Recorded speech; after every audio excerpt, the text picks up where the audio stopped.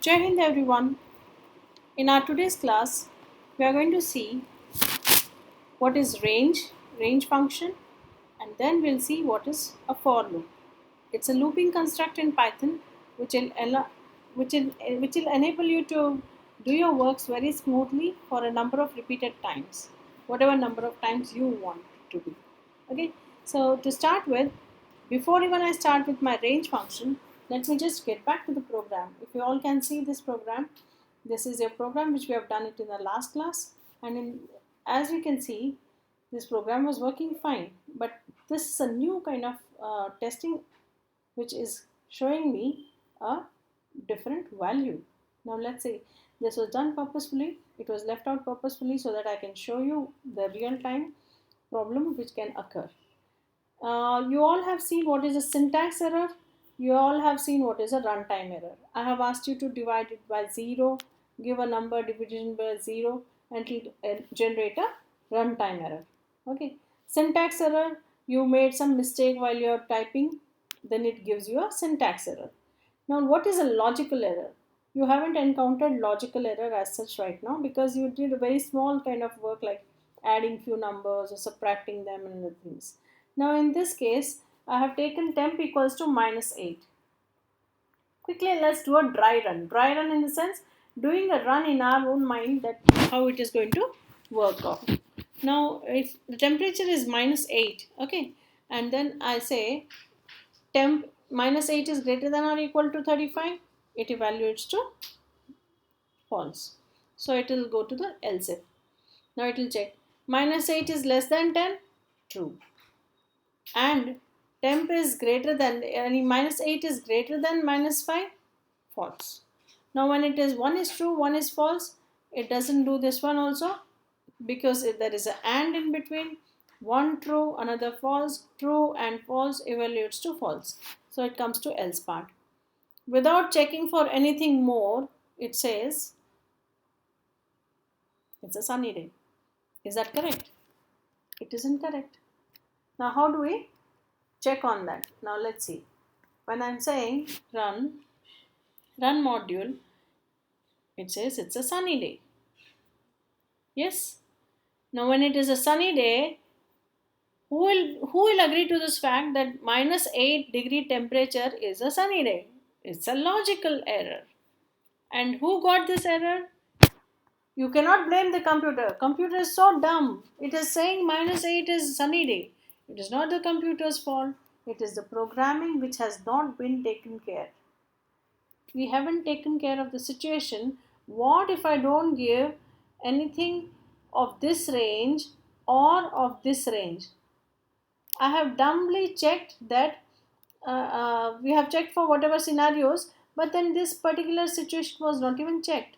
Now, if at all it is -8, it will come here, it says it's a sunny day, which is wrong. And this is called as your logical error.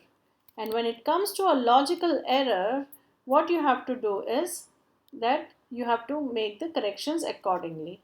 Now, make the corrections accordingly in the sense, take care of the situation where -8 is also to be considered. Okay, try this out, get rid of your logical error, do your testing as many values as you can, and see to it that your program is error proof. Okay, error free. Now let's quickly take the Python shell again. Okay, sorry, I'm going to the Python shell back, and I start with the range function. Now what exactly is a range? Range is a function. Okay, if I say range and I say 10 and I say enter, it is saying that I am going to have a range starting from 0 up to 10. Up to 10 it says. Okay, now but it's not showing you all the values here. What do you mean by it is saying range of 10? I say list. Okay, show me what exactly will you do.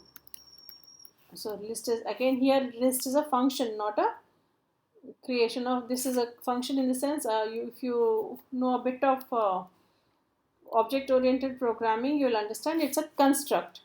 Okay, now if you can see, when I say range 10, it says 0 to 9. It has not considered 10 and it has not started with 1. These are the two things which you have to remember when you're using a range function. It considers from 0 when you are giving just a plain number, and it goes up to one number less than what you have asked for. Fine. Now coming to the other, we'll check one more question with this. Okay. I'm saying list range, and I say, let's suppose I want to start from 1 and I want to go up to 6. So what should be my last number? I should make it 7 because I know it is going to consider 1 less than that. So initially when I don't give anything, by default it will assume your starting is from 0. But here I am saying my starting number is 1 and I want to go up to 6. So it starts from 1, goes up to 6. Clear? Now suppose you want from let's say 7 to 0. Yani you want 6, 5, 4, 3, 2, 1, 0. Now what should be done? I'm going to reuse the same formula, what you say, command, and then make the changes. You just have to reach there by using your cursor, give an enter key stroke, it copies it. Now I'm going to change here. Suppose I say 7 comma 0. What are we expecting? It will give me 6 to 0, but it will not. See here, it is giving you an empty list. Empty list in the sense it says, sir, I cannot find out from 7 to 0, how can I go? I don't know how to go from 7 to 0 because it is not included in the range function. Now you have to understand one thing very clearly, that when you are doing this, if at all you are going backwards, you need to specifically say that you need to decrement it by 1. If you are going by 1 or 2, whatever is the scenario. Now if you want to go backward 1, so I make the same changes to see. So now I give the third parameter. Now you all have known what is a function. Function can have parameters or arguments. These are the arguments. The first argument is from where I want to start until where I want to go, and the third one will be in step of what. Now see here, it starts from 7 onwards till 1. Now this time 0 was the last range, so it has left out the 0 and it goes backward one by one. Clear? Now let's take one more example. Suppose I want numbers ranging from 2 to 40 in skip of 2. Now how should I give this? I make changes in the same formula or the syntax. I'm making the change. I want to start from 2 up to 40. I'll make it 41 because I know it is going to live out till 38 only. So I'm taking 41 in steps of 2. That's it. Now this is the step, as you know. So it's going to print me like this, 2 to 40. Clear? So this is about the range. Why did I do the range function before I start the loop? For loop has a very big reason. Range will allow you to take up the numbers in your way. Now you could take one consecutive line of numbers. Here you could take in the pattern of 2 jumping. You can also make it pattern of 5 jumping. Okay, let's say I want it to start from 0 onwards and I want to go up to 41 at the skip of 5. So what are the numbers you are going to see? 0, 5, 10, 15, 20, 25, 30, 35, 40 inclusive, because till 41 we have said. Had I told it to as 40, then it would have taken me only till 35. This would have been the last element. Yeah. So having said about the range, try out different options in your range. See how the numbers are generated in your range function. It will be very, very useful when you are doing your looping construct. My next topic of the day is looping. Now to go to the looping, the best example which I like to always quote is the multiplication table. Now let's see here. This is a multiplication table of 7. Okay. When I have the multiplication table of 7, you can see something. 7 is getting constantly repeated every time. So I don't have to do anything about this 7. But if I want 7 ones are 7, 7 twos are 14, and if at all I didn't have this big range function, what would have happened? I would have written it 10 times and multiply them 10 times and get the answer 10 times. So it would have required 10 different statements to evaluate. Now what is happening? I already have a range function. Now I just need to reuse this range function somewhere which can repeatedly do my task. Whenever I need to do a number of statements frequently at some particular interval or for some particular pattern, then I can utilize for function. Okay. Now let's see how for function can be used here in my uh, Python. Okay. Now suppose I say for, did you see for changed its color? For, before I say, okay, let me say for I in range, and I say for I in range, and I say 11. But if I say 11, it will take 0 also. I don't want 0, so I'll say 1 to 1 to 11.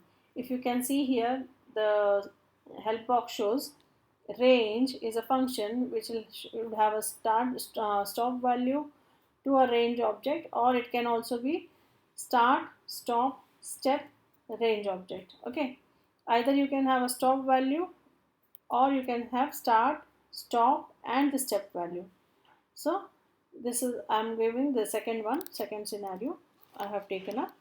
Now what is happening for I in range 1 to 10, in our terms 1 to 10, here I have to say 1 to 11 colon, what should be done? See the indentation. It's smart editor, it took the indentation by itself, because whatever statements I want to do under my for construct should be done here. So I'm saying just print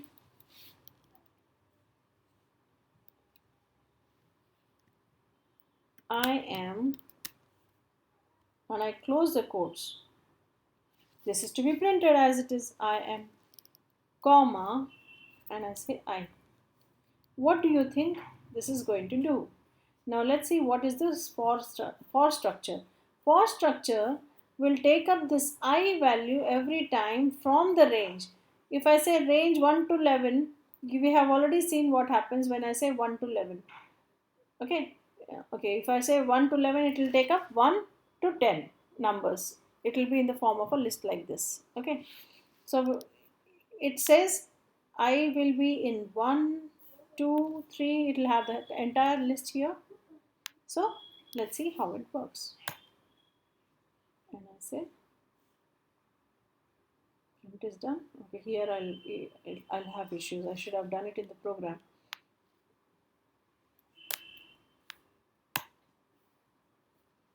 But still, so it runs the loop 10 times. If you can see, 1 time, 2 time, 3 time, 4 time, 5 time, 6 time. So this is your for construct. What has I done? It looks like a magic. It has taken all the 10 numbers one by one.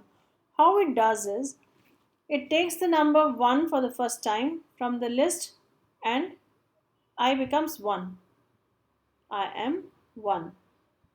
It will check here. Have I reached till 10? No, I haven't reached till 10. My next number is 2. It increments by 1. By default, since I have not given any step value, it takes 1 as the next value. So now it becomes 2. I becomes 2. Print I am 2. Then it will go and check again. Have I reached 10? No. My value is now 3. I becomes 3. I am 3. And so on. Last number when it comes here. Has it become 10? Yes, I am 10. I becomes 10, it will come here. After printing 10, it will again check. Have I reached 10? Now the value has become 11. Okay. And the list has concluded. There is no more number there. So it will come out. It will complete the loop. This is your simple for statement, which I have explained you. Now let's see this in the form of a program. I'll say file, new file, hash, program to print multiplication table. Okay, I can make it a generalized one. I just need to have a num. Okay, num equals to, I don't have to repeat anything for you now. You all know what it is. Num equals to int input, enter the number for which, or for which number, I'll write it like other way. For which number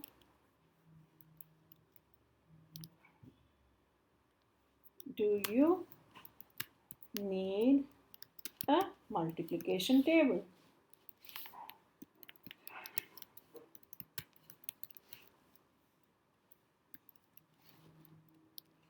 Okay, what is missing? One more brackets. Put it. It will match it quickly. After this number has come up, now this has become your 7. Remember I showed you 7 there? The 7 remains 7 every time because we are doing the table of 7. What is changing? Some number is changing, which is coming to 1 first, then 2, then 3, etc. till 10. So what I do is, here I'll say for, I'm taking the variable I. I can also take, because I'm going to have it as an operand, I can say OP, but OP stands for operator. Let's take I itself. It's a variable which I'm taking I in, and now I give range 1 to 11. Okay. And the syntax says, after writing the for I in range, I can give colon here. I have to give a colon here. That's the syntax. As soon as I say enter, indentation is already taken into consideration, and I say print. Print what? The multiplication table should look like a multiplication table, so I will write it accordingly. Num is a variable which is holding 7 now. So I will say num. Variable should not be in quotes, comma. What should I put here? 7 into should be displayed. Into is displayed. Into 7 into what? First time 1, second time 2, third time 3, and so on. So what is the value which is holding this 1, 2, 3 every time? It is I. So I say num cross I. This should again not be in quotes, or else it will print I, not the numbers, comma. Again I take a quote, say equals to, because I need to print the equal to. Then I say a comma. Now I need to multiply num and I. So I'll say num cross me. Here I have to show the product. So num into I. Fine. Done. I don't have anything more. I get back here. And I may say print table concluded.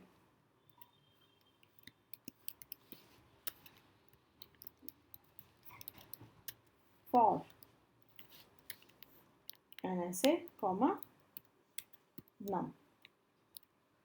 Okay, now let's see how this executes. Run module.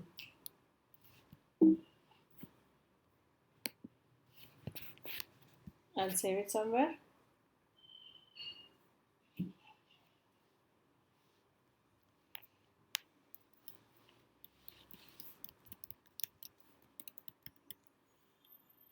Okay, just say multiply 4. I'm using a for loop, that's why. And I say save.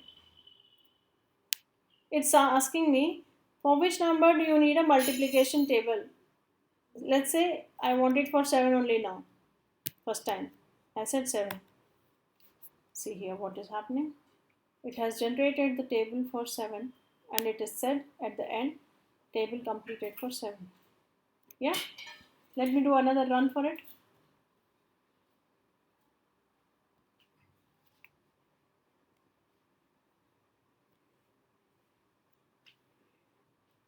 This time I take up let's say 19 table. It has done completed the 19 table now. Yeah, so whichever number you ask for, it has completed the task for you just because you have coded it accordingly. Your coding says that please multiply that number what I've given you every time with a range which is between 1 to 10. Clear? Start playing with it.